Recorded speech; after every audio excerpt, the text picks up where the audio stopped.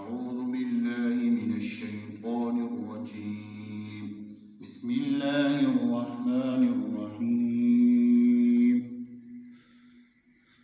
إن إبراهيم كان أمة قانتا لله حنيفا ولم يك من المشركين شاكرا لأنعمه اجتباه وهداه إلى صراط مستقيم وآتيناه في الدنيا حسنة وإنه في الآخرة لمن الصالحين.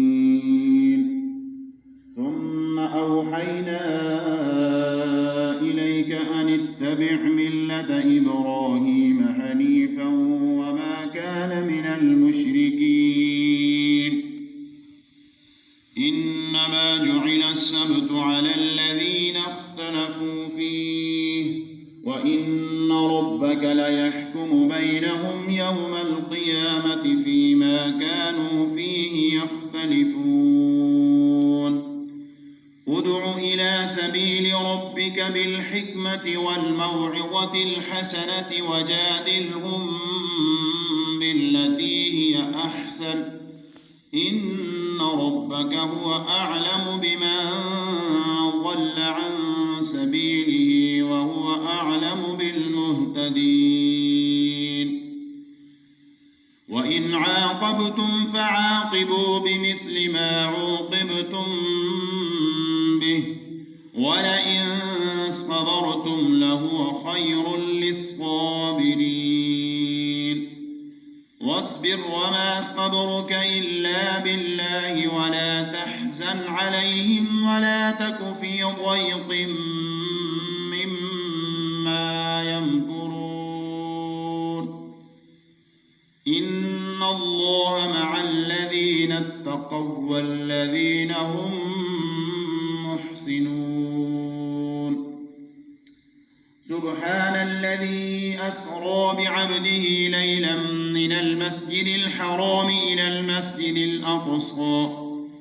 إلى المسجد الأقصى الذي باركنا حوله لنريه من آياتنا إنه هو السميع البصير. وآتينا موسى الكتاب وجعلناه هدى لبني إسرائيل ألا تتخذوا من دوني وكيلا ذرية من حملنا مع نوح إنه كان عبدا شكورا. وقضينا إلى بني إسرائيل في الكتاب لتفسدن في الأرض مرتين ولتعلن علوا كبيرا. فإذا جاء وعد أولاهما بعثنا عليكم عبادا لنا أولي بأس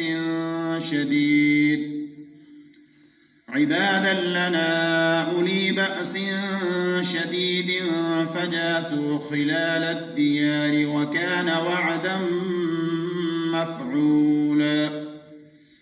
ثم رددنا لكم الكرة عليهم وأمددناكم بأموال وبنين وجعلناكم أكثر نفيرا. إن أحسنتم أحسنتم لأنفسكم وإن أسأتم فلها.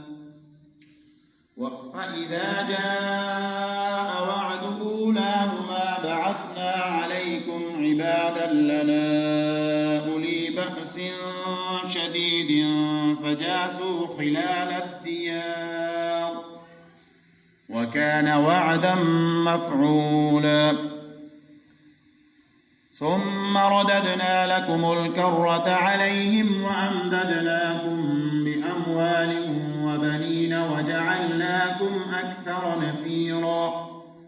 إن أحسنتم أحسنتم لأنفسكم وإن أسأتم فلها. فإذا جاء وعد الآخرة ليسوءوا وجوهكم